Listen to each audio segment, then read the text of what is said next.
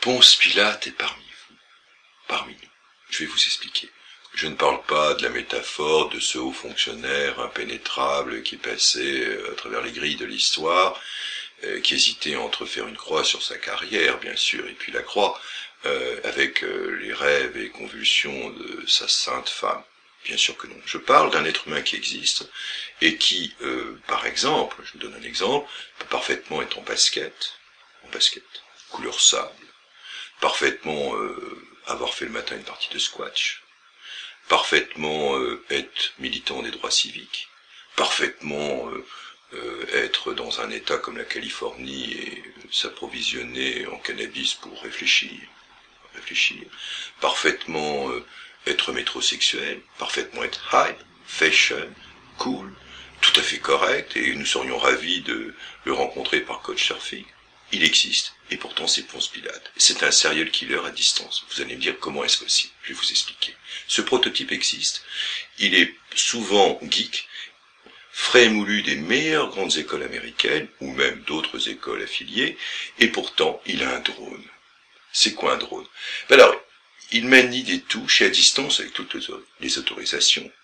Parce que lui ne bégaye pas, moi je bégaye de temps en temps, il a toutes les autorisations de la ligne hiérarchique, et à distance, au bout du monde, à des milliers de kilomètres, il peut tuer un opposant déclaré à notre sécurité collective. Et qui a donné l'autorisation? C'est le Messie. Enfin, le Messie était le nom de code du président Obama lors de sa première campagne électorale, et le président Obama a validé les autorisations de ciblage d'êtres humains qualifiés de dangereux pour la sécurité collective des États-Unis et de notre planète, bien sûr.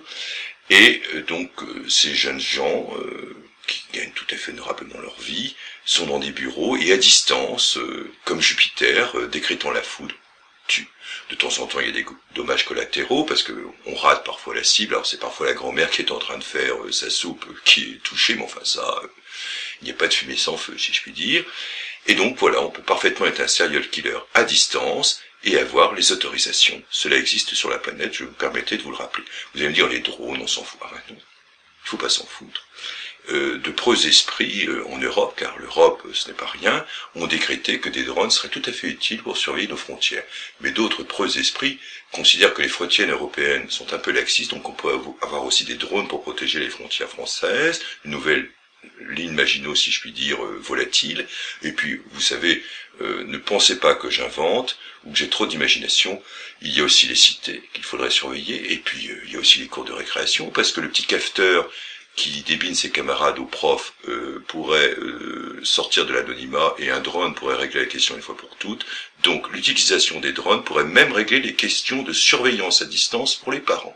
Vous imaginez des drones dans les maisons pour surveiller si le tuyau n'est pas en train de fureter là où il faudrait pas. Voilà. Bon, alors, comment ça fonctionne? C'est l'anonymat. L'anonymat permet l'impunité. Il fut un temps, on l'a oublié, pendant la Seconde Guerre mondiale, où vraiment la délation, enfin le courrier collectif pour dénoncer son voisin qui avait une mauvaise réputation, qui a hébergé un résistant, qui était un peu juif sur les bords, qui était un peu franc-maçon, etc., etc., ça partait les courriers. C'est pas une spécialité française. Les Allemands, dès 33 jusqu'à 45, jusqu'au bout, se sont dénoncés les uns les autres. À la fin, il n'y a plus personne à dénoncer, si je puis dire. Mais le général de Gaulle, vous pouvez vérifier, a décrété à la Libération qu'il fallait faire un autodafé de ces centaines de milliers de courriers anonymes, de tous ces corbeaux. Sinon, nous serions toujours en guerre civile. Voilà. Et puis, il y a aussi une autre piste pour l'anonymat, c'est que, vous savez, les deux colonels ou capitaines, je ne sais pas, de l'armée de l'air américaine qui ont déclenché le feu nucléaire, on a oublié, sur Hiroshima et Nagasaki, je ne parle pas de Fukushima, je parle de Hiroshima et Nagasaki, en 44 ou 45, qu'importe la date, eh bien, ne le savaient pas. Parce qu'on a estimé que sinon, ils auraient fait une crise mystique. On ne peut pas larguer les amarres, si je puis dire, du feu nucléaire et se dire qu'on va détruire peut-être des dizaines de milliers d'êtres humains. Donc on avait pensé avant, quand même on réfléchit avant, hein, on réfléchit dans les hautes sphères, qu'il fallait que ces pauvres hommes ne soient pas au courant de la puissance de feu de destruction qu'ils allaient faire. Aujourd'hui on est passé à la vitesse supérieure, si je puis dire, c'est-à-dire qu'on a plein de Ponce Pilate anonymes sur la planète qui sont totalement, je dirais, des citoyens tout à fait ordinaires, classiques, souvent jeunes, parfaitement intégrés, et qui, à distance, tuent. Bon. Alors, bon, il ne faut pas l'oublier. Le drone, c'est quand même pas rien. On est passé donc de la télécommande pour regarder son programme à la télécommande pour tuer à distance. C'est quand même un seuil qui a été franchi et qui mérite réflexion dont on n'est pas sorti. On n'est pas sorti d'entendre parler du drone dans nos sociétés ni des nanotechnologies. On n'en est pas sorti. Alors qu'est-ce qu'il faut faire? On a un fond gaulois. Les Gaulois avaient peur que leur ciel tombe sur la tête. Là, cette fois-ci, c'est pas le ciel qui tombe sur la tête, c'est des petits volatiles qui se promènent et qui viennent en quelque sorte régler notre sécurité. Mais il y a quand même toujours une piste, et la piste, c'est Molière, Jean-Baptiste Poquelin. Il aimait beaucoup Tartuffe. Les Tartuffes de son époque sont pas beaucoup changés, donc évitons tous de devenir des Ponce-Pilate qui prennent leurs pieds et se lavent les mains en disant strictement n'importe quoi toute la journée et en véhiculant des discours à 2 balles de haine, n'est-ce pas, sur ses comptes internet et autres, etc. Son petit complot de ceci, son petit complot de cela, pour ça c'est déjà très courant. Et puis d'autre part, vous savez, les jeux du cirque maintenant, c'est sur écran. On peut parfaitement contempler du désengage et de la torture sur son écran en restant chez soi. On est quand même passé à la vitesse supérieure.